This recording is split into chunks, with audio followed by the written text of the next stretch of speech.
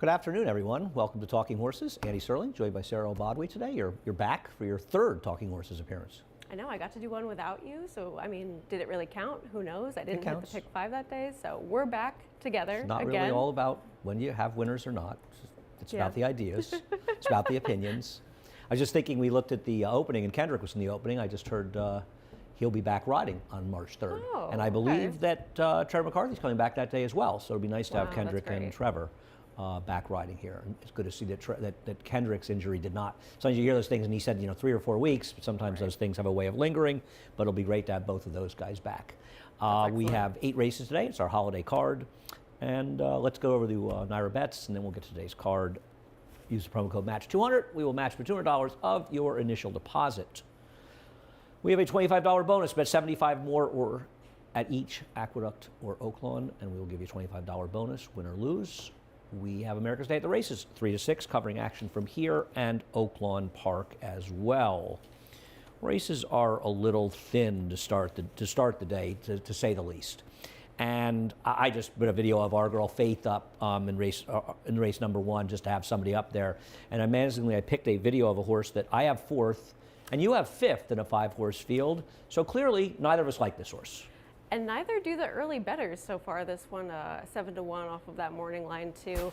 I just think that she was facing a weaker field than this one last time, even though she did get the win in there. That was her first win on dirt. And honestly, I just wasn't really impressed with her as far as moving forwards into a field like this to take her even in this short field. I'm against, you pretty much are too, but there she is, winning last time out. Yeah, she got a perfect trip to win this race. I was just grasping at straws to have somebody to put up there. Who'd you take in here?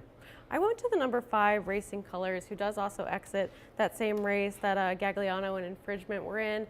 And she stumbles at the break, and I know the horse to her inside, Movie Moxie, had a much worse beginning and did recover from it to run much better in there. She never really recovers, but she does kind of stumble forwards. And even though the note says makes no headway, she is kind of in that blanket photo for that 3rd position. I thought that maybe with a cleaner start, this one, it was at least a contender with some of the others in here that she's faced before. And I do feel confident that she can get the distance, unlike Simple Sugar, who has yet to do so, even though she does kind of look like the lone speed. They'll all get it. They'll just get it a little slowly. My problem with Racing Colors is a couple, and obviously I don't like her, but I won't be shocked by any result in here. It was more of a bobble than a stumble, and it was a bobble forward. So in my opinion, it didn't have a negative effect on her whatsoever. The other thing that concerns me about her is that her form was dwindling for Peter Walder. And Peter Walder is a pretty high percentage trainer. And she's claimed by a lower percentage trainer who hasn't had any success here running horses. And I worry a little bit that this horse's form might just be falling apart. But listen, in this race, I'm not going to be surprised by anything. I took a horse, I mean, obviously 4 to 5 is a preposterous price on Gagliano, but is the morning line favorite that, I don't know, I just think might be better than these horses. Obviously, the race she ran 4 races back would crush this field. Now, whether or not she ever is going to run that race again is highly debatable. But even last time, she ran fine. I didn't love anybody in here. I even thought Infringement had a chance down the rail. It's Randy Persaud getting a rider switch to Romero Mirage, and I thought that could move the horse up. And it's not like, the thing about this race is they're all bad, but they all have figures that are very similar. Right, and that's kind of just why I wanted to go with anybody else but the favorite with Gagliano. I know that she took a long time to get that 2nd win of her career. She's had a lot more opportunities than other horses in this race. I agree with you that she's probably the best one of this group, but I don't want to take anybody at this price. All right, race number 2, going 6.5 furlongs. We'll start showing a video involving Reigning Chick, who probably in some ways is the horse to beat here, is the morning line favorite, excuse me. Reigning Chick is finishing, where am I in this race? This is January 15th. This is 2 back. Reigning Chick will win the race. Banker's Daughter will be 3rd. I actually like the rider switch on Banker's Daughter getting Manny, and I thought that horse might be interesting. I put them 2nd and 3rd. I wasn't thrilled with them, but I kind of can understand why Reigning Chick is the horse to beat. Sure, and I agree with you. Who's going in this race? Because it hasn't worked for Game Theory in the past in her last couple of starts to be forwardly placed, but she has to, but it's not working. Duck Fat's putting the blinkers on. She's never shown any speed before. Well, it's not working for Game Theory because she's running against horses she couldn't beat. I mean, she's still going to go to the lead. I mean, unless she falls at the start, right?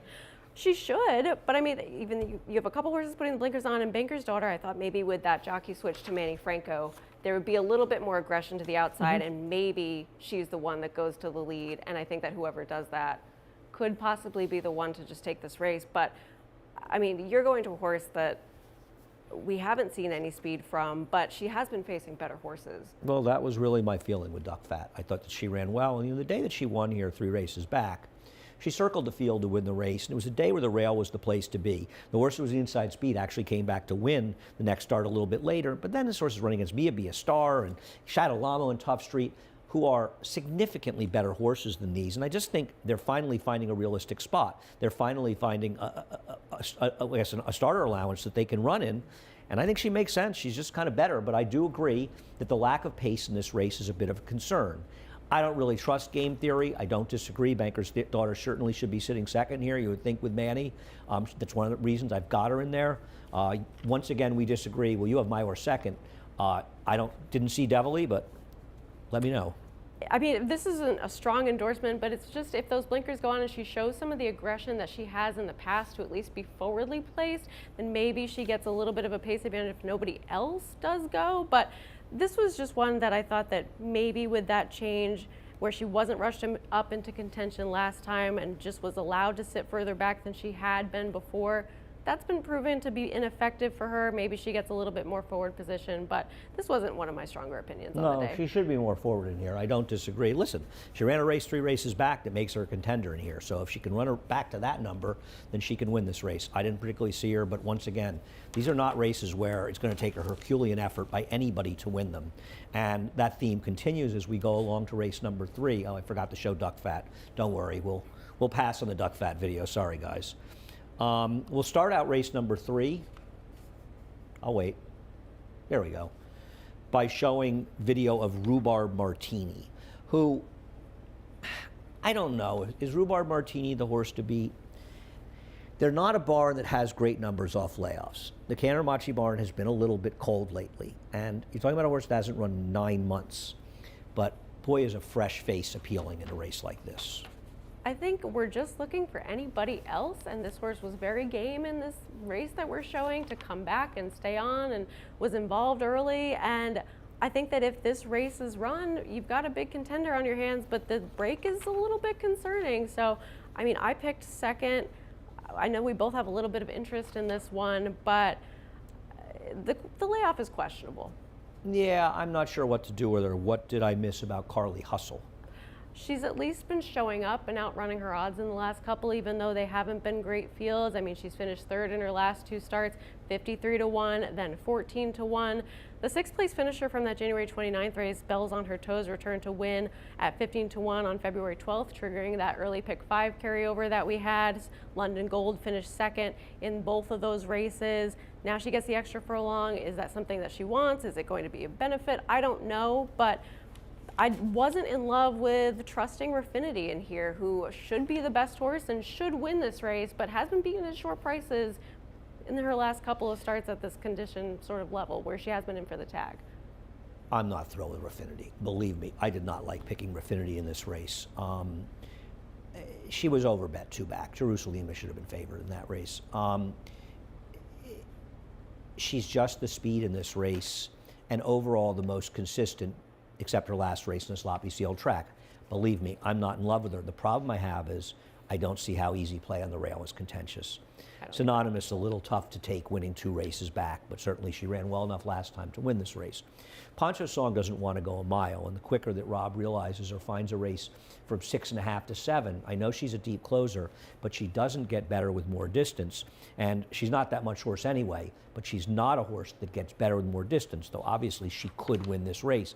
I couldn't take Rhubarb Martini off the layoff, and I didn't see your horse at all. I do see that she gets a reasonable rider switch in this race. Perhaps that'll help. I'm not in love with Raffinity. I couldn't find a strong case for anybody else.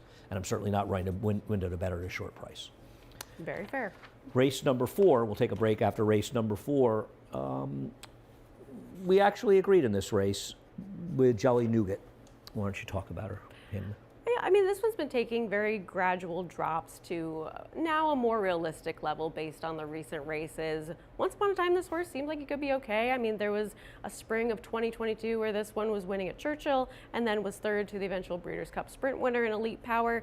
This just seems like a very logical drop based on what we've seen lately. And if this horse can kind of remember who he is and run some of those better races we used to see, or at least competitive ones with this field. I mean, this is some much needed class relief, and I think this horse just makes a lot of sense. I don't disagree. This horse was not right on the rail last time out, was hustled pretty hard and was inside early in the race, but did move off the 2 and 3 path in the stretch. So I don't really know that this horse was particularly hampered by being inside that day at Parks, and the comments there are often inaccurate.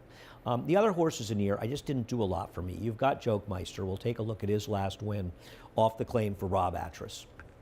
And listen, Rob's numbers off the claim are strong, and Rob's a dangerous trainer.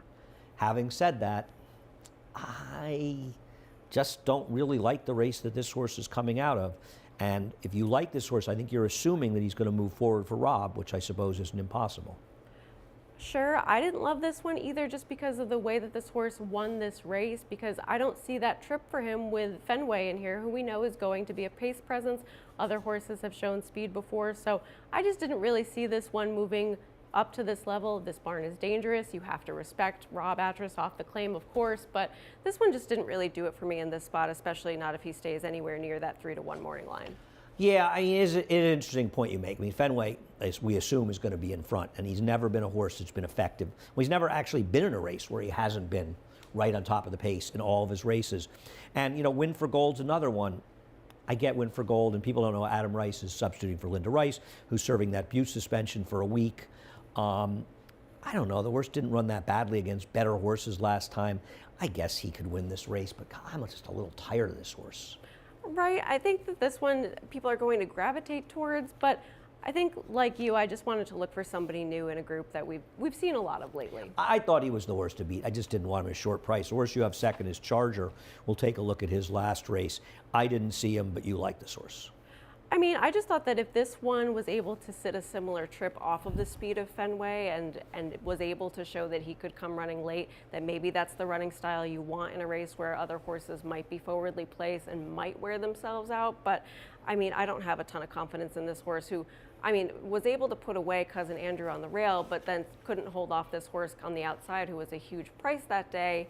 I didn't see a big excuse for that, so I'm not totally enthused about this one, but I thought that this running style was just at least a little bit diverse than others might show. All righty. Late pick 4 starts at race 5. We'll take a quick break. We'll come back with the 5th.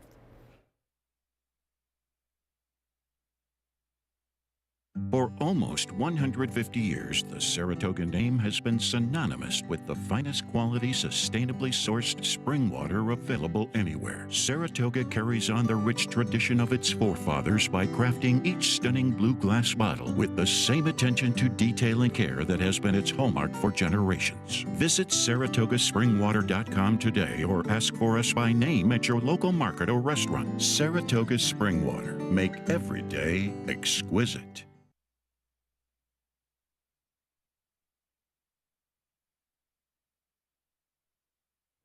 Welcome back to Talking Horses. Sarah Obadwi and Andy Serling on today's Monday's card, the President's Day card.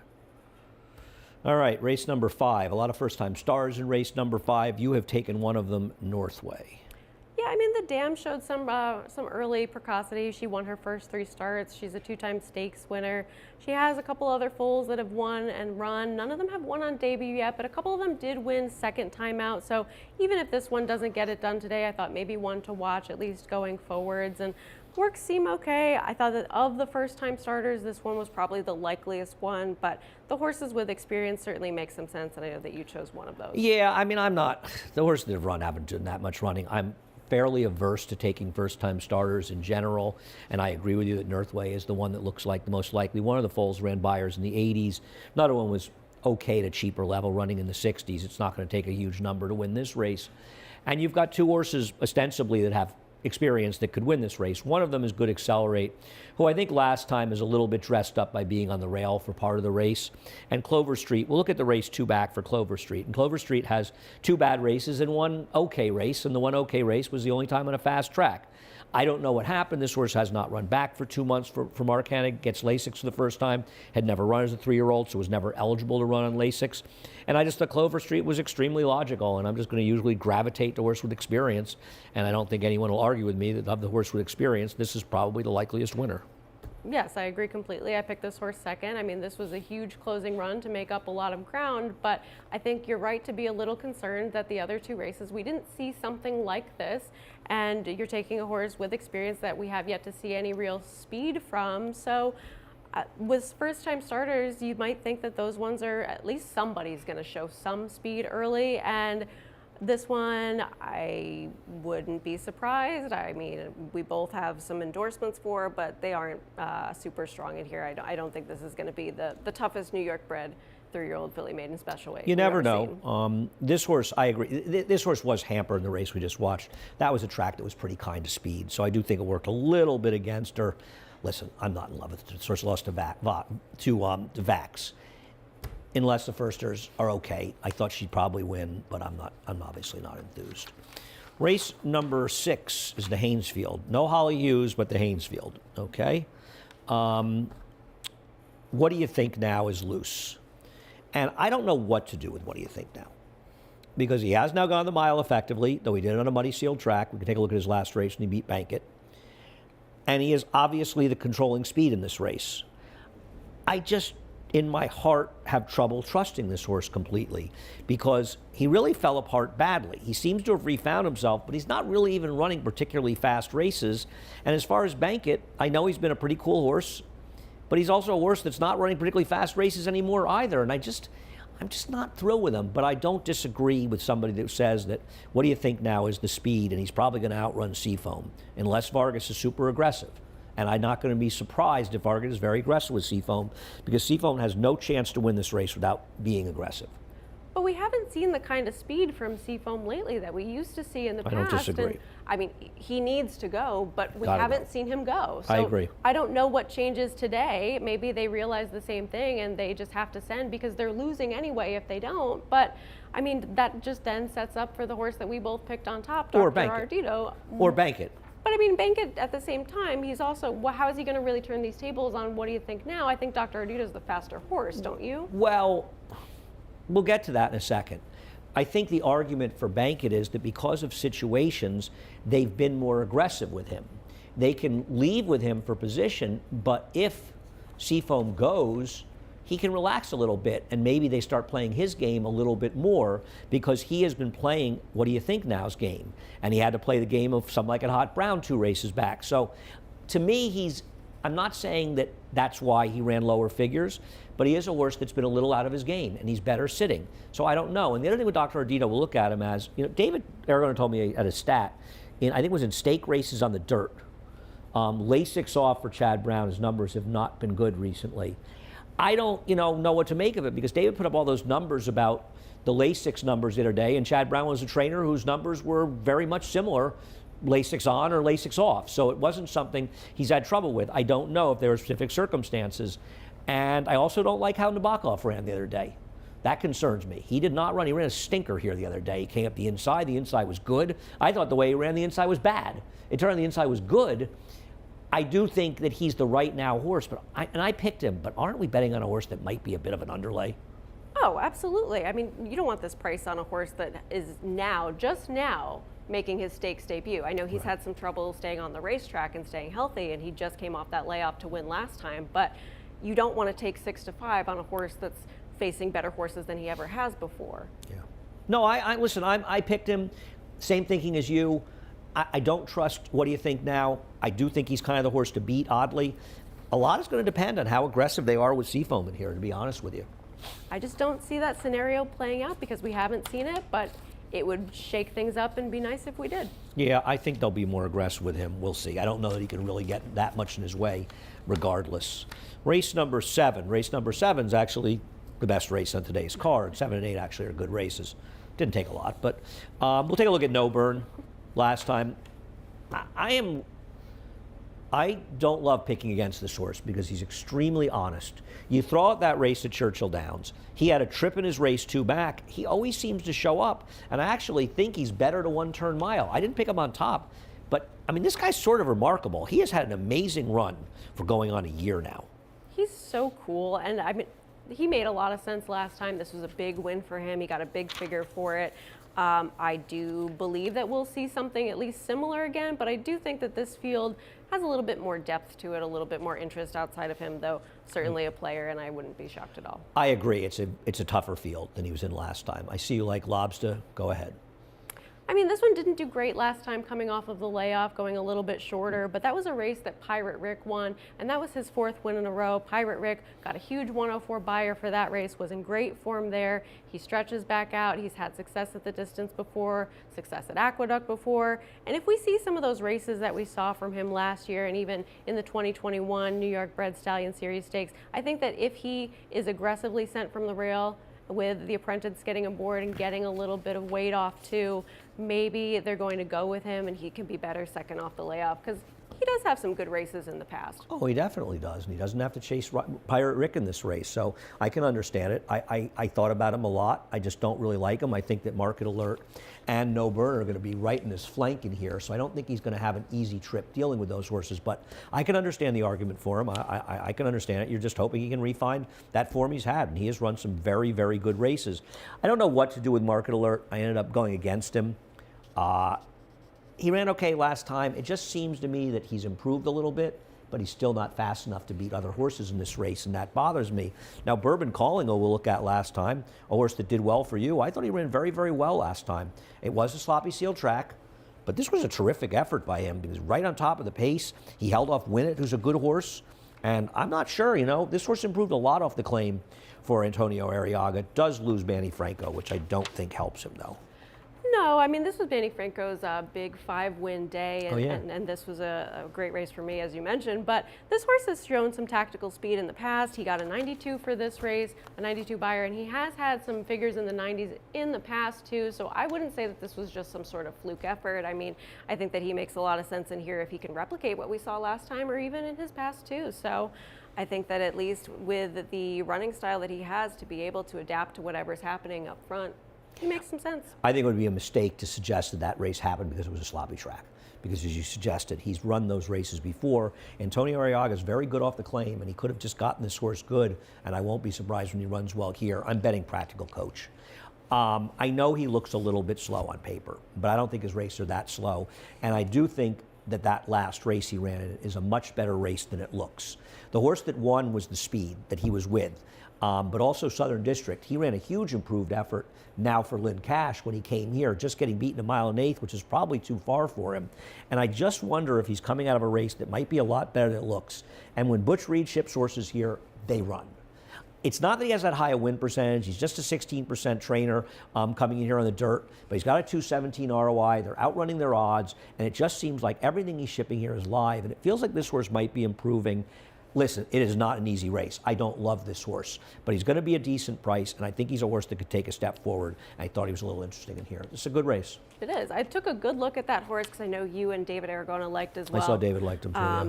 He makes a lot of sense. I just didn't know if I loved him for this field, but great price and a good opportunity if you do manage to get him home. All right, race number 8. We've got another one of these Bill Mott horses in Please Be Nice, who you've picked on top, and I've got second with the big win last time out. Go ahead, I'll let you talk about him. I know that you're a little against the Bill Mott maiden winners that come back next time because it's not a great stat for him, but this one did get the figure to back it up at least, and I know that this horse still has some questions to answer because he was able to control, but I think that he's just run better than what we've seen from anybody else yet in this field, and if this horse has a similar figure, even a step up second time out, this one is very dangerous, even though I don't love taking 4 to 5 in a field with at least a few other possible contenders. Well, obviously, if he improves on his 80 buyer figure, he's going to be very tough to beat. But I do think there's an argument, and the stat's actually 2 for 27 and about $1.07 now, because that horse lost the stake yesterday. He ran a mediocre 4th, I want to say, and really didn't run back. Now, to be fair, that horse had run a 66 buyer. This horse ran an 80 buyer, and I'm not knocking, but he's not going to have an easy time getting the lead here. And I also think that track was very kind to horses with inside speed. I don't think it was a souped-up inside track, but I think that track was very, very helpful to his running style. So I actually think he was benefited from it. I'm just going to bet against these Mott second-time starters. They won their maiden races. They're not winning, and this horse was aided by the racetrack. But obviously, I'm not going to be surprised when he wins. I picked him second. You have Looms Boldly second. Is that only because he's named for Pete Fornatale? That's not the only reason. I mean, It's part of it, though, right? yeah, just a little bit. No, great name. Take a look at his race. Great connections. I mean, this one was flattered in his debut when that horse came back to finish second in the Holy Bull with Shadow Dragon there, and this is the race that he was able to win. I mean, we're going to have to see an improvement. He only ran a 70 winning this race second time out, but this horse has every right to move forwards too, and I think is one of the other players that just makes a lot of sense. No, I agree, but you know, he's got to deal with a 7 up front, and I think that the two of them can get in each other's way a little bit, and that concerns me. I'm not knocking him. He's run well in both of his starts. I know the Linda Rice horse he beat last time hasn't come back to one, but that horse was in good form then when he beat him, though he didn't have the run of the race. I'm going to bet What's Up, Bro. Not because I think it's a ridiculous name, because it is, but I think his last race was actually better than it looks. He was very aggressively ridden in there in what turned out to be a pretty strong pace. Don't Lose Cruise is very good. And he did show the ability to rate, albeit just a little bit, but at least rate a little bit when he broke his maiden with that big figure. And he gets Lasix, and I'm just hoping he can sit third behind those horses. I think off his last race, you'll get a better price. It's very hard to make a case for anybody else in this race. Right. I mean, I think it's these three, and I would be very shocked if it was anybody else, if at least one of them didn't show up. And with What's Up, Bro, too, even that 74 for his win second time out, the horse he beat, Quick Chaos, did come back to win, improved his figure too. So I think this is the one that makes a lot of sense if those two others do wear each other out early. All right. That's it. That's Short all. card. Sarah, great job, as always. Head over to Naira Bets. If you're not a member, use the promo code MATCH200. We'll match you $200 of your initial deposit. Become a member. And then when you're a member, you can log in and you can opt in and make $25 if you bet 75 or more each on Oakland Aqueduct. And of course, we'll be showing the races from Oakland Aqueduct from 3 to 6 on America's Day at the Races on FS2. Thanks again, Sarah. Appreciate it. Thanks for having me back. You were still pretty nice this time, but we'll change that eventually. I'm always nice. It's a complete myth that I'm not nice. You are always nice to me, so I'll give you that. I expect a certain level of performance. You've And done that's well. okay. So I've been nice to you. And now I'm going to go and play word games. Everybody have a great day. Chris Griffin will be up next to the reprise of Scratch and Changes. For almost 150 years, the Saratoga name has been synonymous with the finest quality, sustainably sourced spring water available anywhere. Saratoga carries on the rich tradition of its forefathers by crafting each stunning blue glass bottle with the same attention to detail and care that has been its hallmark for generations. Visit SaratogaSpringwater.com today or ask for us by name at your local market or restaurant. Saratoga Spring Water. Make every day exquisite.